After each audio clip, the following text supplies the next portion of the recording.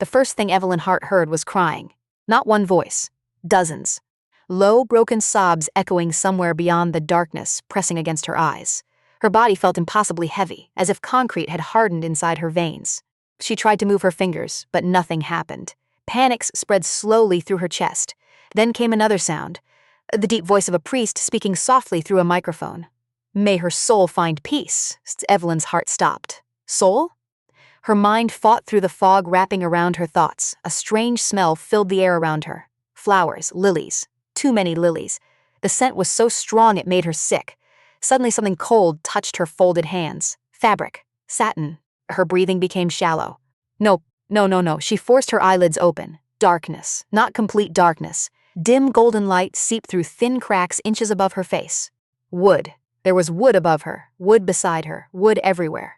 Evelyn screamed, but only a weak rasp escaped her throat. Terror exploded inside her as realization hit. She was inside a coffin. Above her, muffled voices continued crying. Someone sniffled loudly. A woman whispered she looked peaceful in the end. Evelyn's pulse thundered. She slammed her fists upward with all her strength. The coffin shook faintly. Silence fell outside. Then a man's voice laughed nervously. Probably the lowering mechanism. Evelyn hit harder. Bang, bang, bang. This time, someone screamed outside.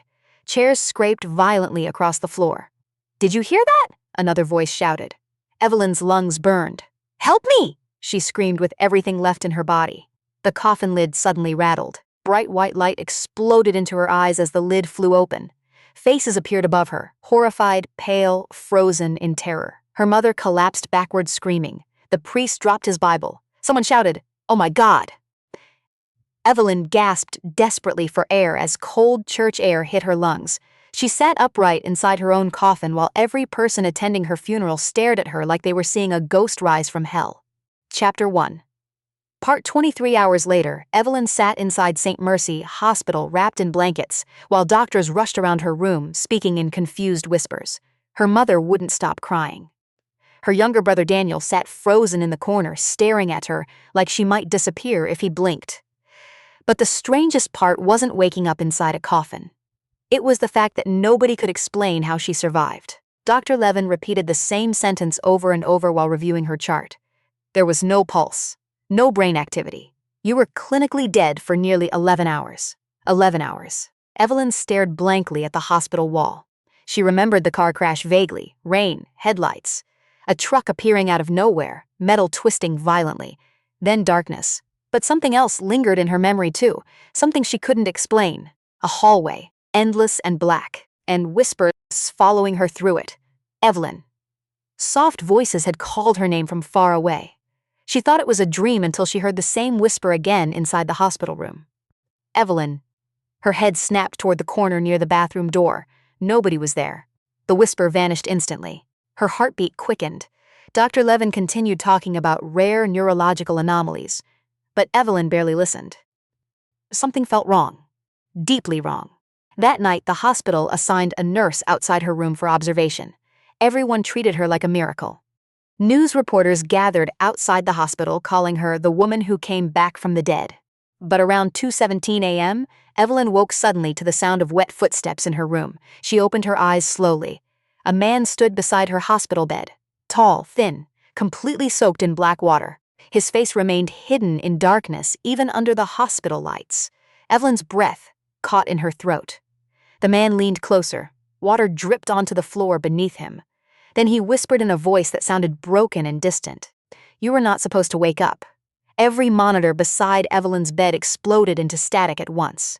The lights flickered violently. When the nurse rushed into the room seconds later, the man was gone. But the wet footprints remained on the floor, leading directly to Evelyn's bed. The nightmares began after that. Every time Evelyn closed her eyes, she returned to the hallway she saw after the crash.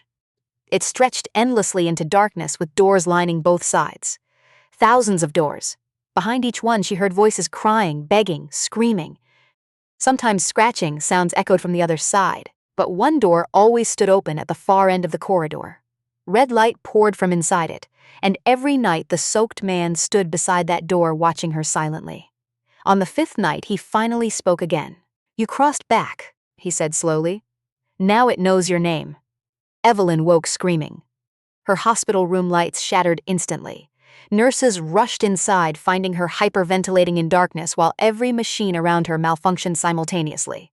After her release from the hospital, things became worse. Electronics failed whenever she became emotional. Clocks stopped around her. Dogs barked hysterically when she walked past them. And every night at exactly 3:11 a.m., someone knocked 3 times on her bedroom wall from inside the house. Knock, knock, knock.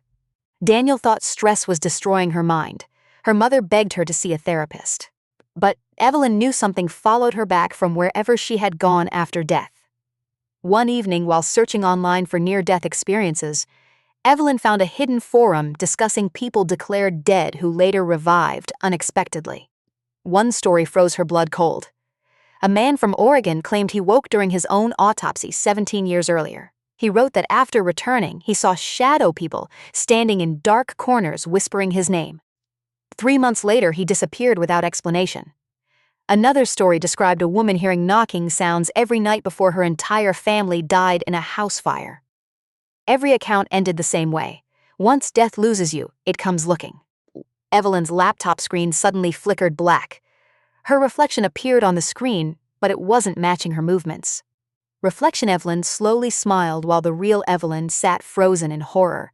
Then the reflection whispered silently, "It found you." The laptop exploded violently, showering sparks across the room. Outside her bedroom, 3 loud knocks echoed through the wall again. This time they sounded much closer. By the second week, Evelyn stopped sleeping entirely.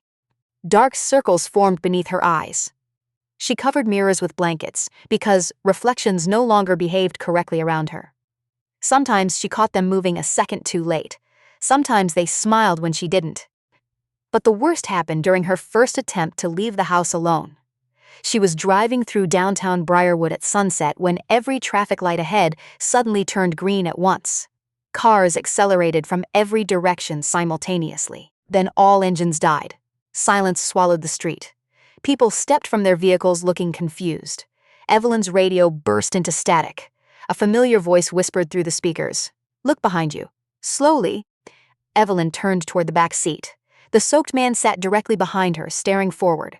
His face was still hidden beneath unnatural darkness. Water pooled beneath his feet. Evelyn screamed and scrambled out of the car. The moment she hit the street, every vehicle engine restarted simultaneously. Horns blared. Drivers shouted angrily.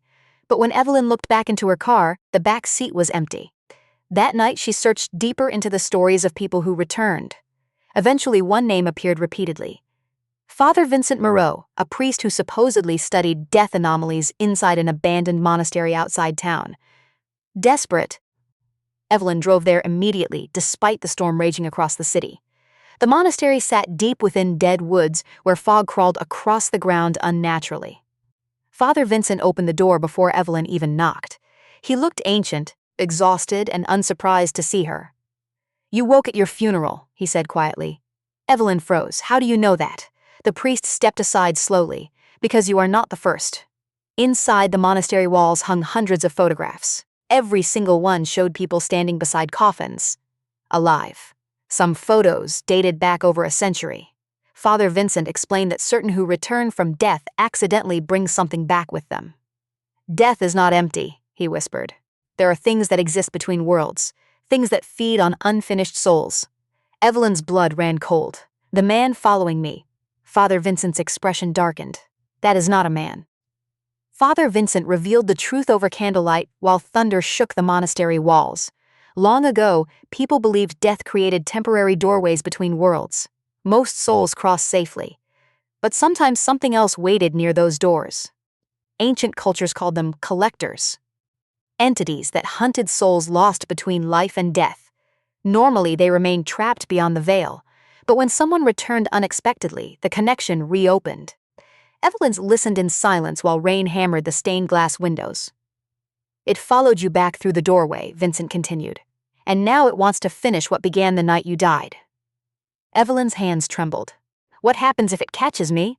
The priest stared at her grimly. "You disappear completely. Body, soul, memory." Suddenly the monastery lights died. Darkness swallowed the room instantly. Evelyn heard wet footsteps echoing somewhere nearby. Drip, drip, drip. Father Vincent grabbed a lantern. Do not look directly at it, he whispered urgently. No matter what face it wears. A low knocking sound echoed from deep inside the monastery. Knock, knock, knock. Evelyn's pulse exploded. The soaked man emerged slowly from the darkness at the far end of the hallway. But this time his face became visible. It wasn't one face. It shifted constantly, dozens of screaming faces twisting beneath black water. Men, women, children, all trapped beneath its skin. The creature smiled unnaturally wide. Every candle in the monastery extinguished simultaneously. The entity whispered with hundreds of overlapping voices. She belongs to us. Father Vincent began reading prayers violently, while symbols carved into the monastery walls glowed faint red. The creature lunged forward suddenly. Evelyn ran through collapsing hallways as shadows poured from the ceilings like living smoke. Doors slammed around her. Voices screamed her name from every direction. Then she saw it, the same red door from her nightmares standing open at the end of the corridor. Inside waited endless darkness, and thousands of whispering voices begging her to enter. Behind her, the creature's footsteps came closer. You cannot outrun death, Evelyn. Evelyn reached the red door just as the creature grabbed her arm. Ice-cold pain shot through her body instantly. Visions flooded her mind. Thousands of souls trapped in darkness screaming endlessly while the collector dragged them deeper into the void. Father Vincent shouted from behind her, "Close the door," but the entity tightened its grip. Its shifting faces twisted into rage. She crossed back illegally. It hissed. The debt must be paid. Evelyn looked into the darkness beyond the doorway and suddenly understood the horrifying truth. The hallway she saw after death wasn't heaven or hell. It was a place between worlds where lost souls wandered endlessly until collected. And the thing chasing her wasn't just hunting her. It was hunting everyone who escaped death before their time. Father Vincent threw her an iron cross glowing red-hot from prayer. "Now!" he screamed. Evelyn slammed the cross into the creature's chest. The entity shrieked with thousands of voices at once. The monastery walls cracked violently. Black water exploded from the creature's body while trapped faces screamed beneath its skin. Evelyn used the moment to slam the red door shut. Instantly, silence consumed everything. The hallway vanished. The shadows disappeared. The monastery stopped shaking. The collector let out one final inhuman scream before dissolving into black smoke. Then nothing. Complete silence. Evelyn collapsed onto the floor, sobbing while Father Vincent whispered prayers beside her. Dawn slowly rose outside the monastery windows. For the first time since the funeral, the knocking stopped. Weeks later, Evelyn tried rebuilding her life. The nightmares faded. Electronics worked normally again. People stopped calling her the dead woman. Eventually, she convinced herself the nightmare had ended. Until one rainy evening nearly a year later. Evelyn was brushing her teeth when she glanced at the bathroom mirror. Her reflection smiled half a second too late. Evelyn froze. Slowly, the reflection lifted one finger to its lips. Then the bathroom lights died instantly. In the darkness, 3 slow knocks echoed from inside the mirror. Knock, knock, knock.